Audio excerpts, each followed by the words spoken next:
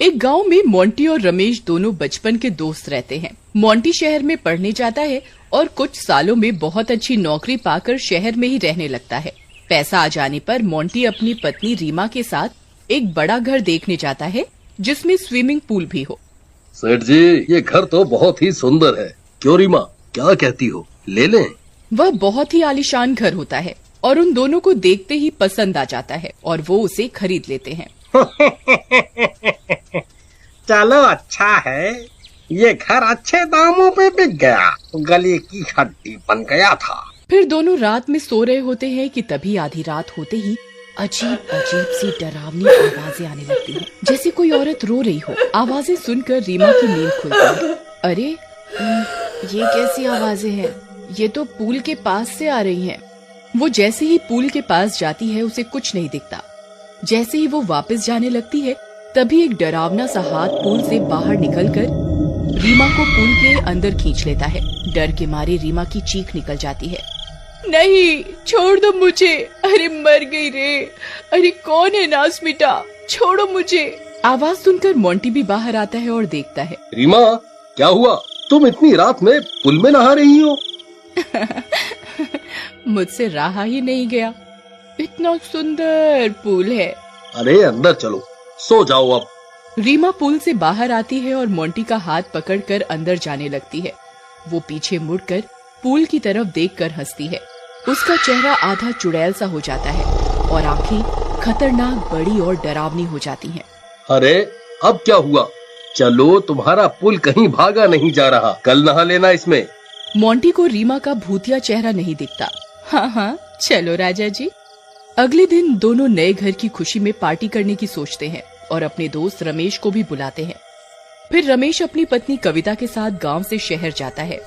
Monty के घर पहुंचते ही, अरे दैया रे दैया, ये कितना बड़ा घर है जी, इसमें तो हमरा पूरा गांव रह ले। अरे अब ऐसे मत करो, चलो अंदर चलो। फिर दोनों अंदर जाते हैं। रमेश मेरे भाई, तू आ गया, मैं बहुत खुश हूँ। तेरा घर तो सच में बहुत ही सुंदर है, मुबारक हो।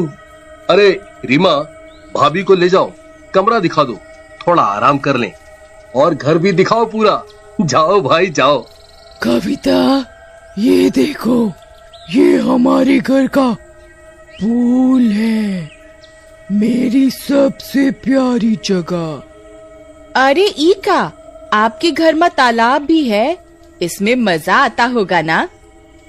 हाँ, बहुत मजा आता है। चलो आओ, चलोगी इसके अंदर? नहीं नहीं, हमें तो लाज आती है और हमें तैरना भी नहीं आता है। हम जा रहे हैं।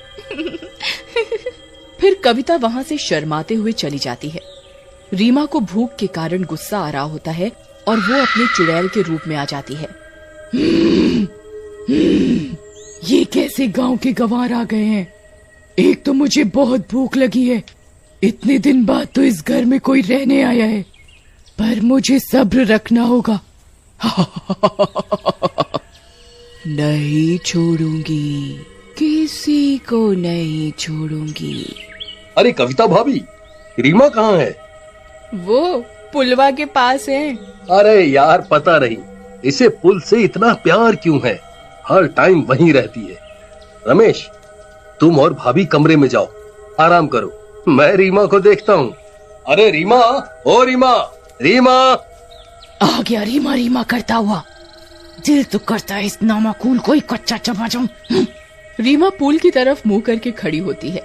रीमा, ये क्या? तुम्हारे पास इस पूल के पास आकर इसको निहारने के सिवा और कोई काम नहीं है? अरे वो मैं आ ही रही थी पतिदेव, चलो। फिर दोनों अंदर चले जाते हैं। दूसरी ओर, अरे दैया रे दैया, रमेश जी, ये देखो, ये बिस्तरवा कितना मुलायम है, मन करता है इस पर कूदते रहे। और यहाँ आओ, ये गुसल खाना तो देखो, आए इस पाइप से बारिश होता है, देखो, जब मन करे बारिश में नहा लो। हाँ, ठीक कह रही हो। अरे यार, पेट दर्द हो रहा है, पर हमें जाना है। ये ससुरा कहाँ करें, समझ नहीं आ रहा। यहाँ पेट साफ करने का सुविधा नहीं है का? अरे वो कुर्सी देखे हो, उसी पे बैठ के करते हैं। मैंने एक ठो पिक्चर में देखा था। तुमने पिक्चर में देखा था मतलब? अच्छा अच्छा, ठीक है। फिर अगले दिन पार्टी होती है और पार्टी में काफी लोग आते हैं। मोंटी के काफी पड़ोसी भी आए होते हैं। तभी एक औरत घर देखते देखते पूल के पास चली जाती है और तभी चुड़ैल का हाथ पूल से बाहर निकलता है और उस औरत को अंदर खींच लेता है। उस औरत का पति राहुल उसे ढूंढने लगता है और मोंटी से कहता है, भाई तुम्हारी तो हिम्मत की दाद तेरी होगी जो ये घर खरीद लिया। तुम्हें नहीं पता यहाँ तो। अरे भाई साहब, भाभी जी आपको कब से बाहर ढूंढ रही है पूल के पास। अरे नहीं, पूल के पास क्यों चली गई, उससे मना भी किया था। अरे रीमा, तुम्हारे मुंह पे ये खून कैसे लग गया और आंखें लाल हैं, ज्यादा पीली क्या? खून कहाँ? अरे वो कुछ खाया था तो सॉस लग गई होगी। फिर राहुल पूल के पास भाग कर जाता है पर वहाँ कोई नहीं होता और तभी पूल से चुड़ैल बाहर आती है। तेरी पत्नी तो मेरे पेट में है, आजा तुझे भी उसी के पास पहुंचा देती हूँ। फिर चुड़ैल राहुल को भी पकड़कर अंदर खींच लेती है। आवाज सुनकर सब पूल के पास आते हैं लेकिन वहाँ कोई नहीं होता। अरे सब यहाँ क्यों आ गए? चलो अंदर चलते हैं।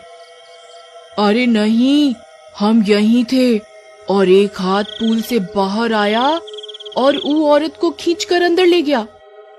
हमें बहुत डर लग रहा है रमेश जी, ये तो भूतिया तालाब है। ये सब सुनकर रीमा को कविता पर गुस्सा आ रहा होता है। वो चुड़ैल रूप में आ जाती है और मन में बोलती है, ये बेवकूफ औरत ने सब देख लिया, ये सब कुछ बिगाड़ देगी। भाभी, हम इतने दिन से यहाँ रह रहे हैं, ऐसा कुछ नहीं है। रीमा तो दिन में काफी टाइम पूल में ही बिताती है। फिर पार्टी खत्म हो जाती है पर मोंटी को पार्टी के आखिर में कुछ लोग कम दिखते हैं। उसे पता नहीं कि काफी लोगों को तो पूल निकल गया है। लगता है कुछ लोग बिना बोले ही अपने घर चले गए।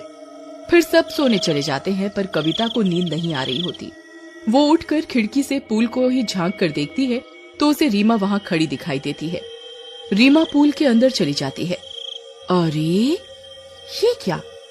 रीमा को काफी देर हो गई, ये तो पूल से बाहर ही नहीं आ रही। अरे कहीं डूब तो नहीं गई? फिर डरते डरते वो रीमा को देखने जाती है और पूल के पास जाकर बैठ जाती है। हे भगवान, इस तालाब में कुछ तो गड़बड़ है। इसमें से कल एक हाथ निकला था, मैंने अपनी आंखों से देखा था और अब ये रीमा अंदर चली गई। डर लग रहा है, क्या करूं? पर रीमा को तो बचाना ही होगा। वो डरते डरते अपने पैर पानी में डालकर पूल में उतरने लगती है। तभी चुड़ैल का हाथ निकल आता है और कविता के पैर को पकड़ लेता है। तूने मेरी असलियत देख ली, अब तू नहीं बचेगी। अरे मर गई रे, रीमा चुड़ैल बन गई। चुड़ैल चुड़ैल, बचाओ रमेश जी, बचाओ। अरे छोड़ दे चुड़ैल, रीमा तेरा नाश मिटे। रमेश जी। आवाज सुनकर मोंटी और रमेश भी वहाँ आ जाते हैं। अरे मोंटी, मर गए रे, तुम्हारे तालाब में तो भूतनी है, मेरी पत्नी को बचाओ। हाँ भाई, रीमा रीमा। तभी रीमा चुड़ैल के रूप में स्विमिंग पूल के अंदर ही आधी बाहर निकल आती है। क्या रीमा रीमा कर रहा है? तेरी रीमा का शरीर अब मेरा है, वो मर चुकी है। मैं आराम से अपना पेट भर रही थी, लेकिन इस गवार कविता ने मुझे देख लिया। अब ये नहीं बचेगी और तुम सब मरोगे। रीमा का ये रूप देखकर मोंटी की आंखें फटी की फटी रह जाती हैं। रमेश भागकर जाता है और मिट्टी का तेल पूल में डालकर उसमें आग लगा देता है। पानी में आग लगते ही चुड़ैल जलने लगती है।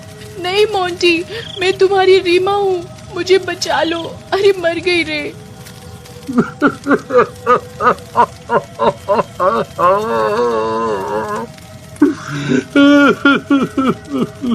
तुम मेरी रीमा नहीं हो, तुमने मेरी रीमा को तो मार दिया।